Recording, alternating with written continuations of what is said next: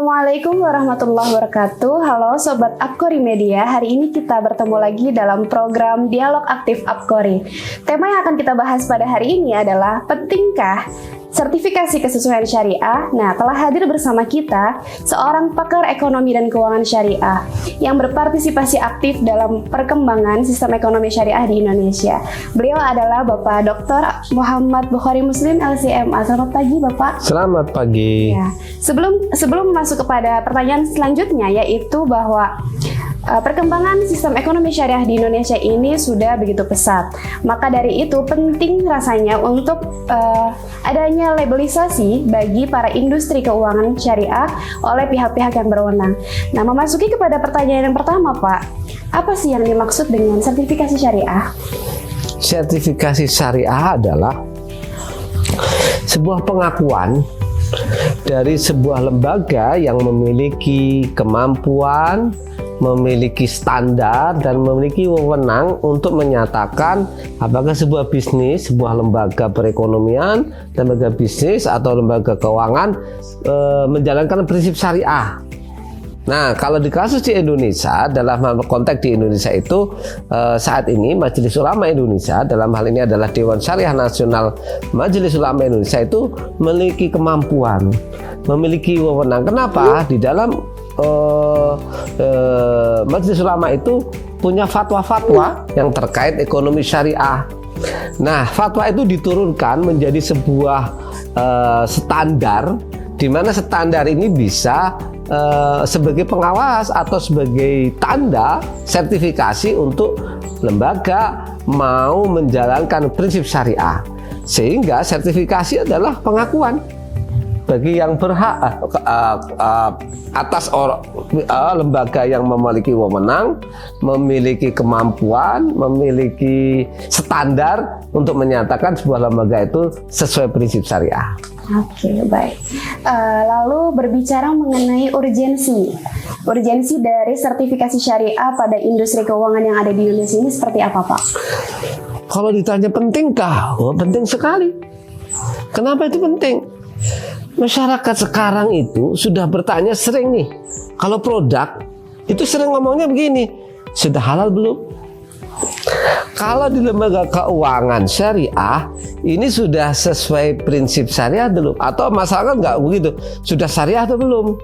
Misalnya ada sebuah bisnis, dia misalnya MLM atau rumah sakit atau travel atau lembaga yang bergerak di digital platform. Sekarang masyarakat kita tuh sering bertanya, ini kira-kira prinsipnya sudah syariah atau belum? Karena tuntutan masyarakat pengen rezekinya halal, bisnisnya sesuai prinsip syariah, maka bertanya. Nah, karena kebutuhan masyarakat itu, tuntutan lembaga keuangan, lembaga bisnis, lembaga perekonomian itu butuh disertifikasi, butuh pengakuan. Sehingga kalau nanti masyarakat bertanya, sudah syariah belum? Bisa jadi kalau orang ownernya mengatakan, sudah loh, mana buktinya? Butuh sertifikat. Tinggal menunjukkan kita sudah tersertifikasi. Kira-kira gitu. Ya, berarti tingkat kesadaran masyarakat akan betapa pentingnya menerapkan prinsip-prinsip syariah dalam berkehidupan itu sudah tinggi ya, Pak? Ya? Sangat tinggi. Kita coba aja lah misalnya beberapa skripsi atau tesis itu sudah banyak, misalnya kecenderungan orang menggunakan produk halal. Kecenderungan masyarakat terhadap pelaksanaan prinsip syariah itu semakin meningkat loh.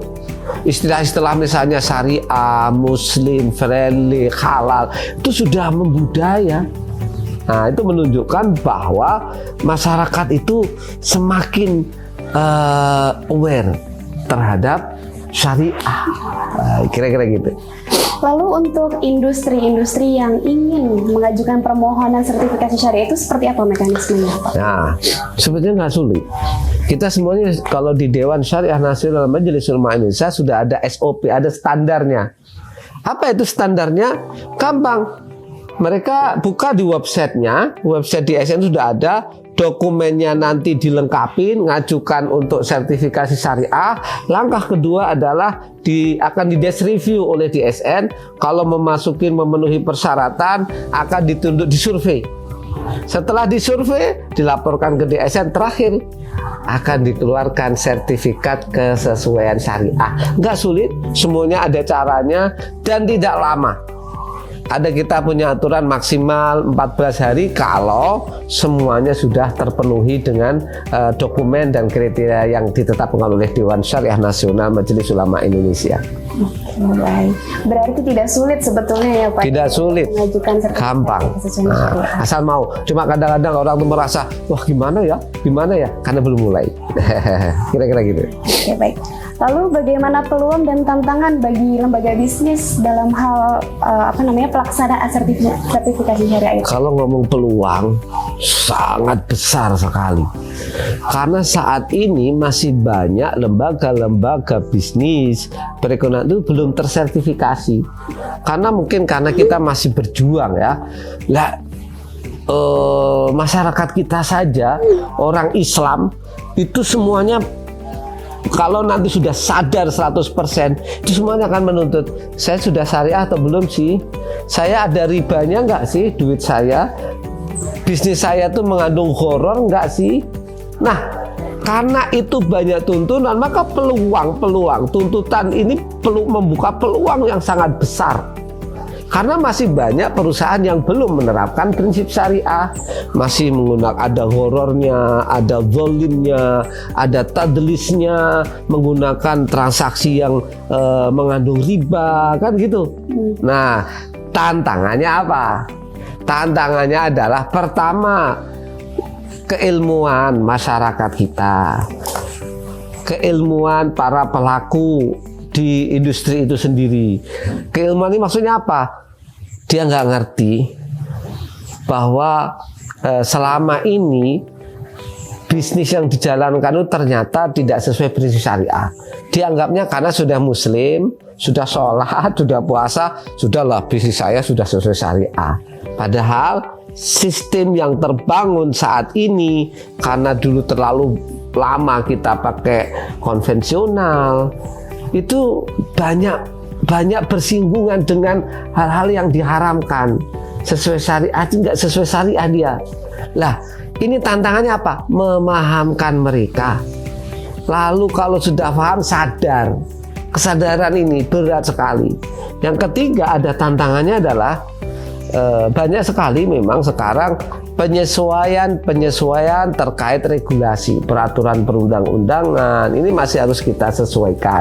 Sehingga misalnya perusahaan pengen maju terbentur aturan, pengen mengajukan syariah masih terbentur pengawasan. Apalagi di bisnis nih, ada misalnya rumah sakit syariah, itu masih komunikasi dengan beberapa stakeholder tuh harus dibangun lagi. Itu beberapa tantangannya ya. Nah, mudah-mudahan ke depan akan lebih baik lah, insya Allah.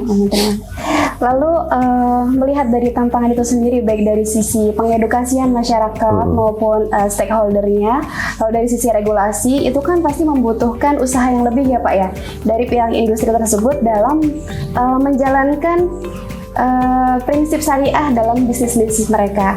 Nah, lalu apa konsekuensinya jika sebuah industri itu tidak memperpanjang proses sertifikasinya, Pak? Oke, kalau sebuah industri sudah mengajukan ke DSN, sudah mendapatkan sertifikasi syariah, kan gitu ya, memang ada mekanisme perpanjangan. Saya kira ini wajar. Semua sertifikat apapun, sertifikat pendidik, sertifikat apapun lah, bahkan termasuk juga sertifikasi syariah harus diperpanjang.